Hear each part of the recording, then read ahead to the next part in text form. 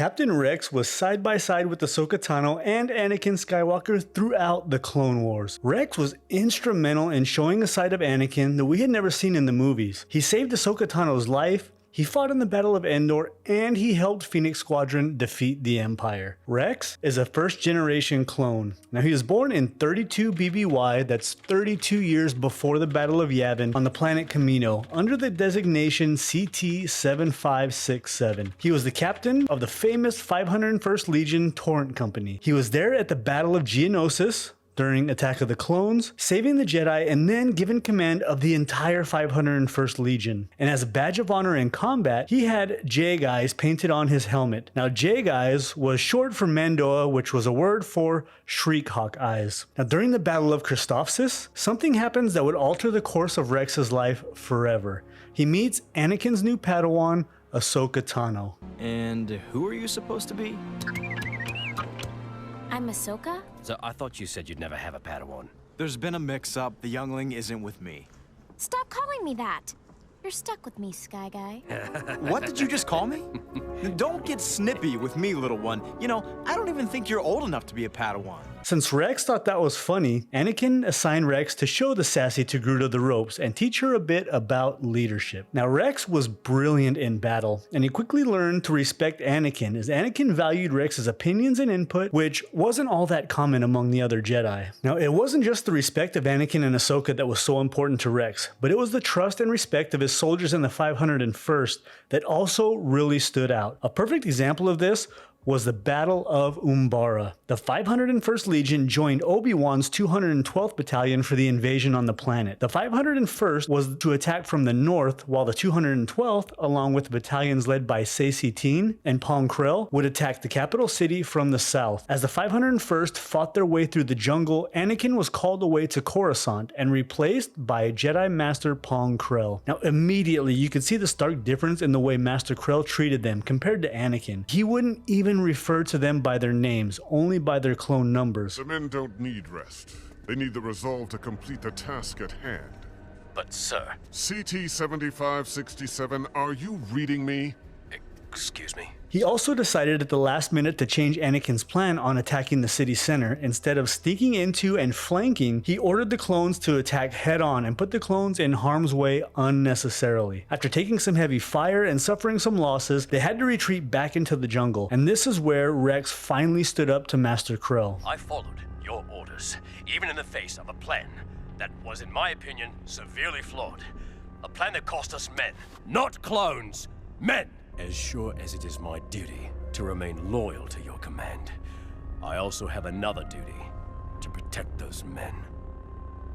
Now, Master Krell once again goes with a plan that puts the clones in a bad position. They are to attack straight on through a gorge that will essentially funnel the clones into a small area. Now, as they crept up the gorge, the Umbarans attack again, and the clones suffer more losses. Master Krell still won't let them retreat. Finally, Rex has had enough. He sends Fives and Hardcase in to steal a couple of the Umbaran ships and was able to destroy the machines that are wiping out the clones. Of course, Master Krell orders them to attack head-on and abandons his plan to steal the ships. Rex disobeys. Now, it's Rex's plan that saves everyone and is able to take that airbase. Unfortunately, the victory is short-lived because Kenobi's forces were being pushed back, so Master Krell once again orders the 501st to move in for the attack. Now, Rex really wants to get a message to Obi-Wan to try to coordinate this attack, and if not, they're essentially going in blind. And as you guessed it, Pong Krell declines. The clones take the ships they stole once again against orders, flies them up to the supply ship where Hardcase makes the ultimate sacrifice to destroy the ship. Rex steps in and tries to take the blame for Fives and Jesse disobeying direct orders. They've also committed a serious crime by directly disobeying my order. With all due respect, sir, the order to attack the cargo vessel was mine. If there's a punishment to be given, it should be directed toward me. Krell is having none of that. He forces Rex to put together an execution squad for the two clones. But of course, the 501st refuses. Fire!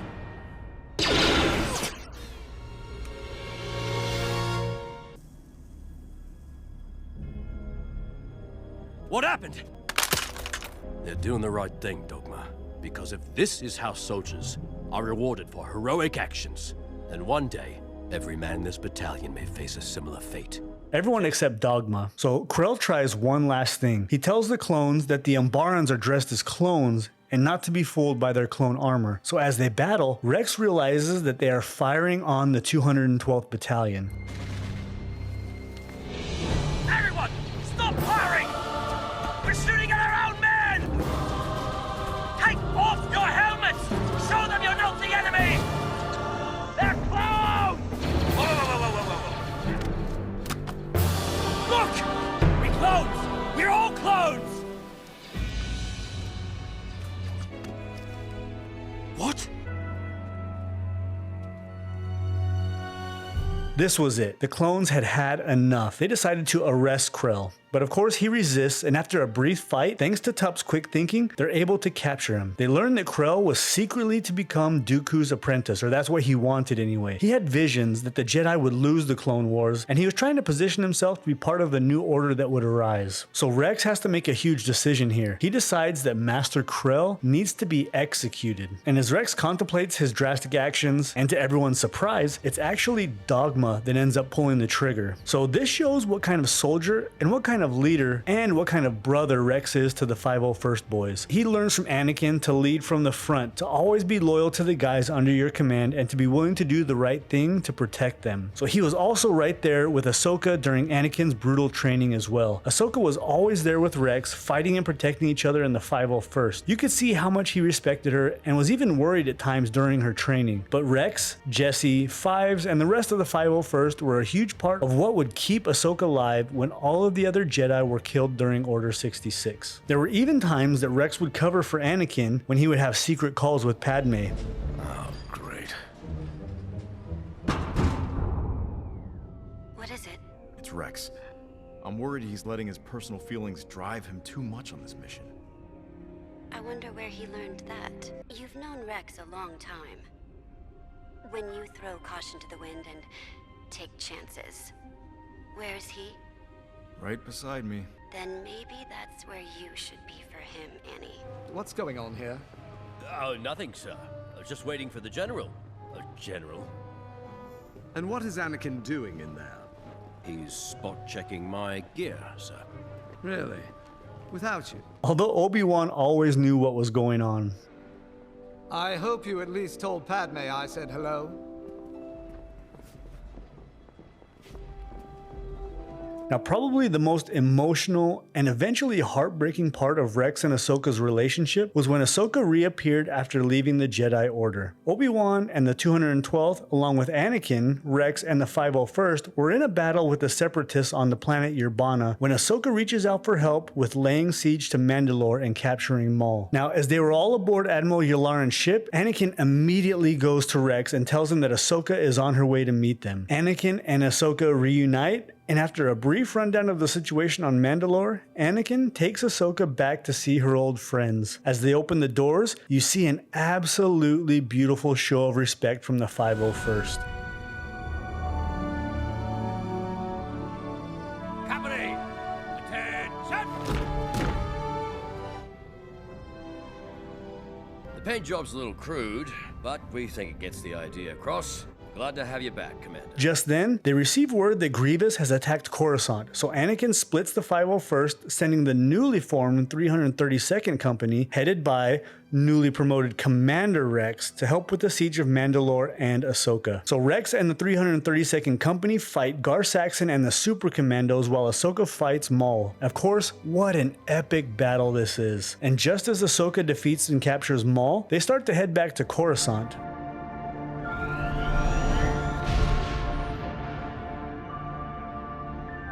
As a Jedi, we were trained to be keepers of the peace, not soldiers. But all I've been since I was a Padawan is a soldier. I've known no other way. Gives us clones all a mixed feeling about the war.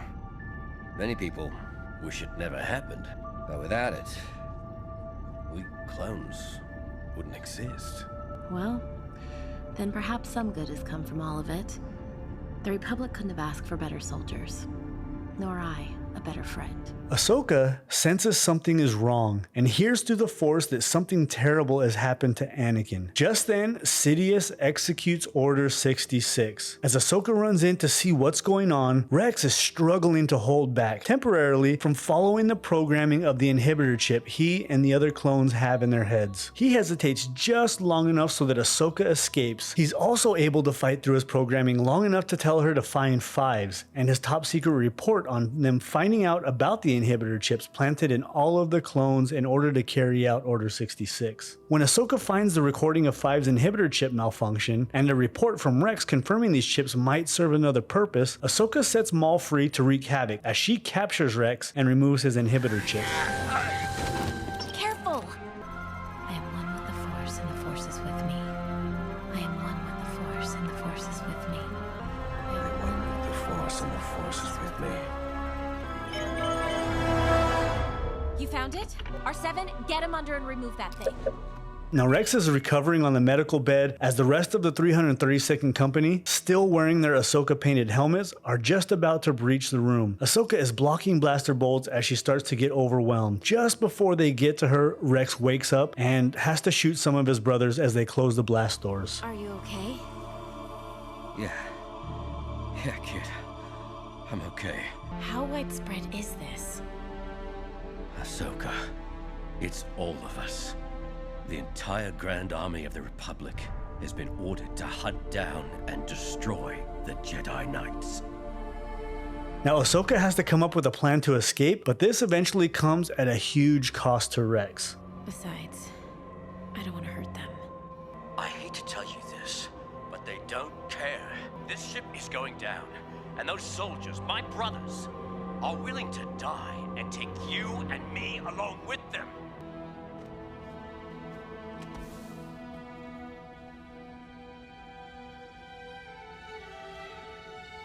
You're a good soldier, Rex.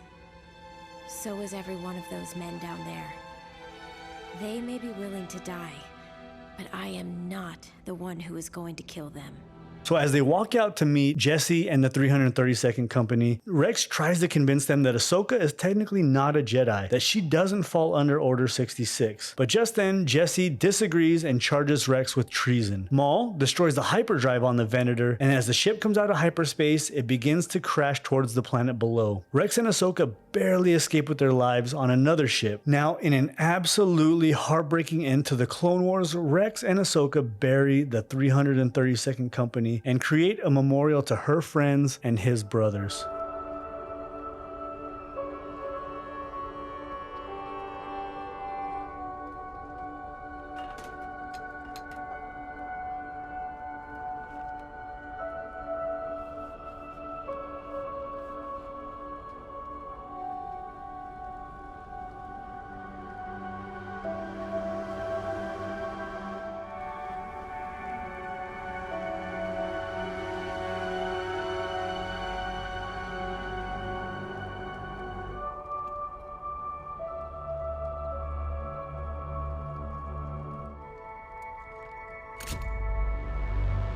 Rex and Ahsoka split off from here and go into hiding. Rex is helping out the Bad Batch during this time as they fight the Empire, and he even takes them to get their chips removed. It isn't until about 15 years later that Ahsoka is leading the Fulcrum spy network for the rebellion when she sends Kanan, Ezra, Sabine, and Zeb to find Rex, someone that could help them with their fight against the Empire. What do you want?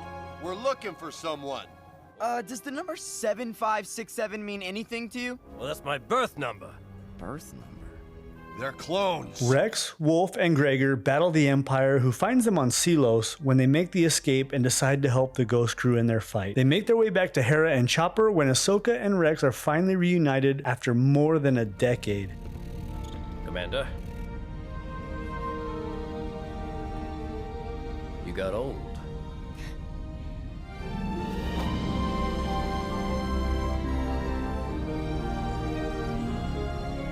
I'm glad you're still alive.